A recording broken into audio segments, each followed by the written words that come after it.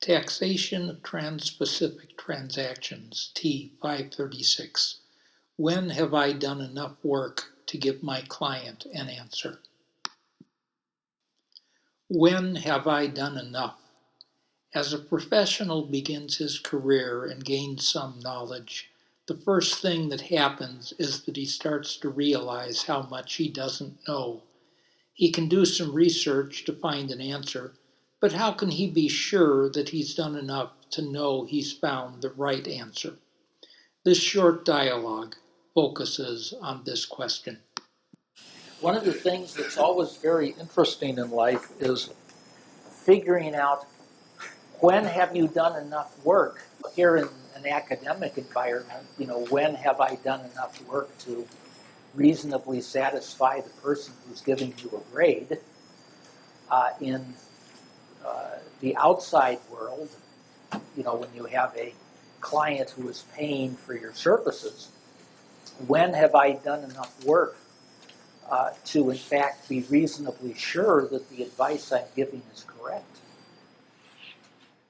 Do you think we have some hurdles, difficulties that we don't know enough structural things to fully accomplish this assignment? Well, you're absolutely right. You are not. There's an expression in English. It has different meanings sometimes, but I think it applies here. In a way, you're not playing with a full deck of cards. In other words, you don't have really enough knowledge to be able to give real advice that somebody will follow. Now, fortunately, in this case, nobody will be following your advice. And I'm not looking for any correct answer. I'm looking more at what is your approach, what logic do you use, how do you go about, trying to help the client in this situation. We don't need to worry about, whether you come up with a correct answer or not.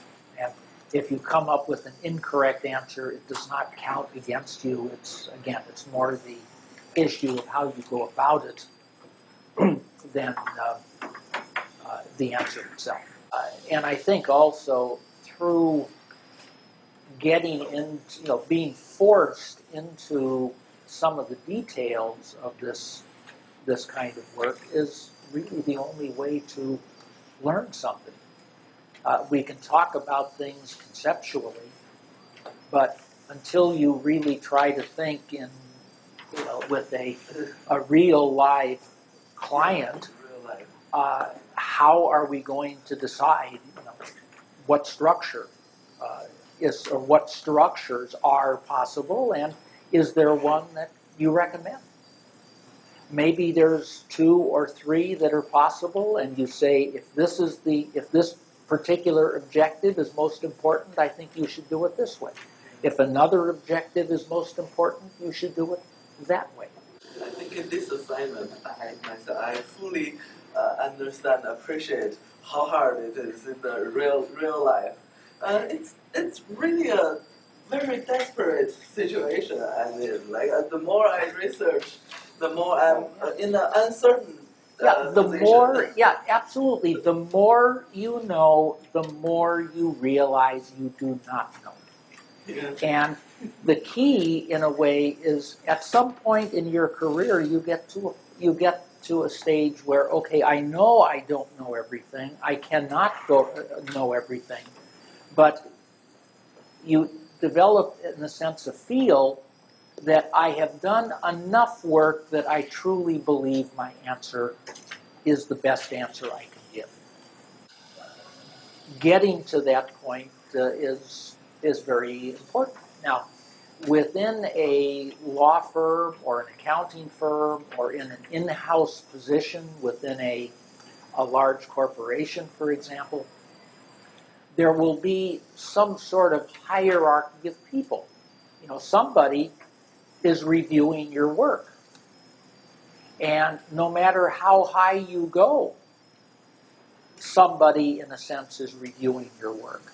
Now, at some point, yes, you're high enough so that you do not have everything reviewed by somebody else, but you are expected to have the judgment and maturity to say, hey, this thing I just looked at, that I've just reviewed the people who are working for me, this is such a major issue for the client or for my company.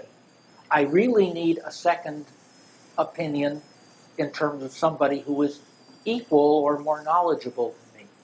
And you cross-check or you talk to other colleagues about it, whether it's a formal process or an informal process. But yeah, part of becoming, in a sense, a professional in this area is, do I know enough to be able to, give advice? When do I need to have my logic and my approach double-checked by talking to somebody else?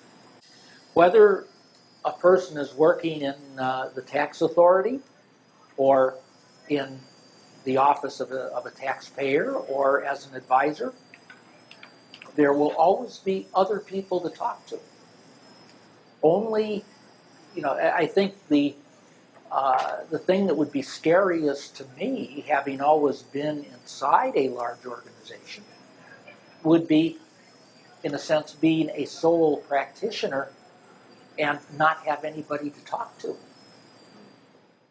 Because this is, a complicated area. And when you actually give advice and clients rely on that advice, or the company you're working for relies on that advice, or the National Tax Agency decides to start a transfer pricing case against a big taxpayer, there needs to be some community thinking, so to speak, that we've thought about all the different areas that are relevant. And this is, I think, in one of the emails I sent out. I encouraged you, with regard to these projects, whether you're working in a group or not, to feel free to talk among yourselves. And I indicated who's working on the same countries. You learn by talking to other people. You realize some aspect or some issue that was not clear before.